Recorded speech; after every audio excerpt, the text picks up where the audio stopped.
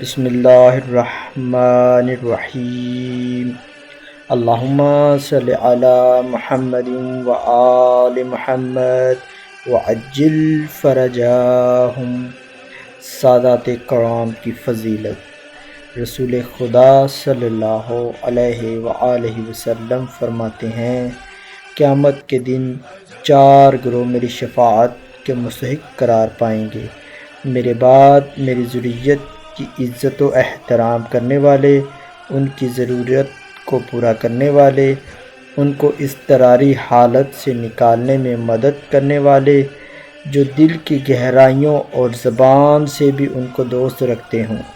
اسی طرح فرمایا، مریض سادات کی عیادت فرض اور ان کی زیارت کو جانا سنت مبارکہ ہے۔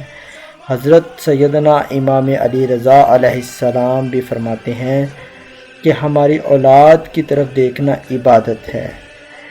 راوی نے سوال کیا، کیا اس سے مراد آپ کی نسل سے آنے والے ائمہ طاہرین ہیں یا پوری نسل پیغمبر؟ تو آپ علیہ السلام نے فرمایا، تمام اولاد رسول مراد ہیں۔ اور رسول خدا صلی اللہ علیہ وآلہ وسلم فرماتے ہیں، جس کسی نے میری اولاد سمجھ کر کسی کے لیے اچھا کام کیا ہو اور اس نے آگے سے نیکی کا بدلہ نہ دیا ہو تو قیامت کے دن میں اس کی اچھائی کا بدلہ دوں گا۔ نسل پیغمبر کو دکھ تکلیف دینا بھی سزا کا مستحق بنا دیتی ہے۔